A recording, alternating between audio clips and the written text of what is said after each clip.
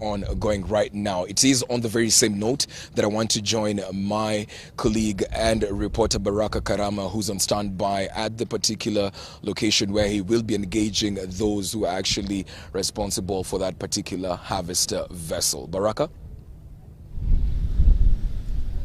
Alan, this is the Kisumu Inland Port. Of course, we have flood of activities in the lakeside city of Kisumu. The president is still engaged in a meeting with his Burundian counterpart, and of course we'll be able to give you an updated information in regards to that particular meeting, the outcome and the details of that particular meeting. This is a Kisumu Inland Port that has been dormant for quite some time. Of course, my colleague Angela Chirol did engage the MD for Kenya Ports Authority, who did give us a brief in relation to how this particular port will, of course, open this particular region as an economic hub.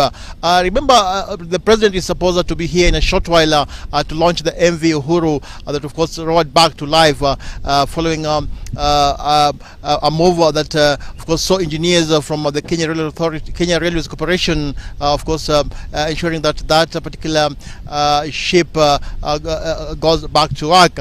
Today, as you can see from the background, we have quite a number of stakeholders in this particular region. Remember, just some few months ago, the Principal Secretary for Environment, Engineer Kipto, was in this particular area to launch the water hyacinth harvester. Remember, the water hyacinth has been a menace in this particular region for over decades now, and because the Kisumu inland port is being revamped, there's need for stakeholders, both government and non-government, of course, to move up its speed to ensure that this is not a problem. Remember that particular the hyacinth weed has hampered quite a number of activities, transport within this particular region, and that is the reason why we are seeing quite a number of stakeholders, both government and non-government, coming to ensure that they eradicate the hyacinth weed. As you can see from that particular background, that is the water hyacinth combined harvester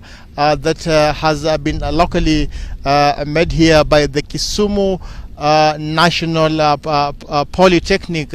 Of course, students did come together to, of course, make that particular hyacinth harvester. Just allow me to engage the engineer in charge.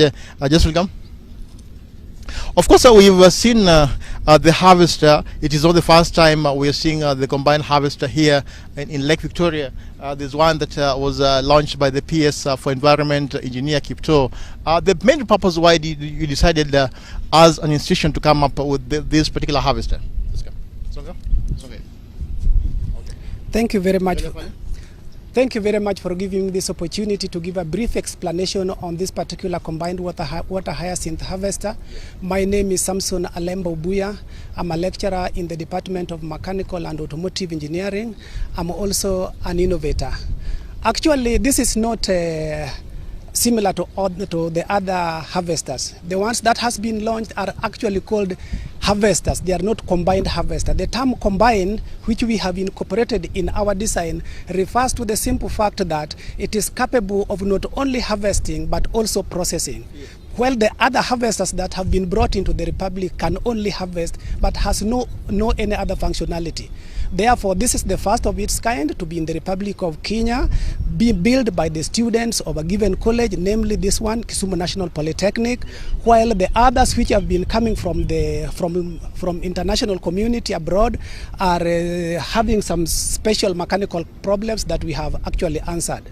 Thank you. Do you think this will be a solution to the hyacinth menace that has the hyacinth weed that has been a menace for quite some time in this particular area, as we try to see to it that this particular inland port is revived?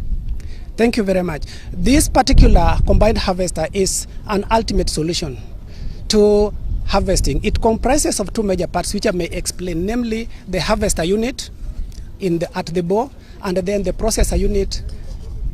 These two perform two different functions. The harvester does the function of harvesting the weed, clearing the waterways, cleaning the water, opening the water for transportation and fishing industry. while the processor turns the harvested hyacinth weed into a cash crop so that we can produce from it the animal feed. We can also produce pulse for the production of biogas. We can also produce the free weed for the purpose of mulching. We can also produce manure from it. This particular machine is actually the first of its kind in the world, since combined harvesters has only largely been employed in agricultural products. But there is no combined harvester in the world which is turning a weed into a cash crop. So our design is actually putting Kenya into the map of international innovation. Thank you. One of the engineers from the Kisumu National Polytechnic, of course, giving the brief in relation to that particular harvester that is locally made by the students of the National Polytechnic. Of course, we're still waiting for the president to arrive in this particular venue for the official commissioning of the MV Uhuru that, of course, roared back to life. It has been dormant for over a decade now. So basically, that's it. We are still keeping an eye, waiting for the president arrival in this particular area to give you an updated information as far as his visit is concerned.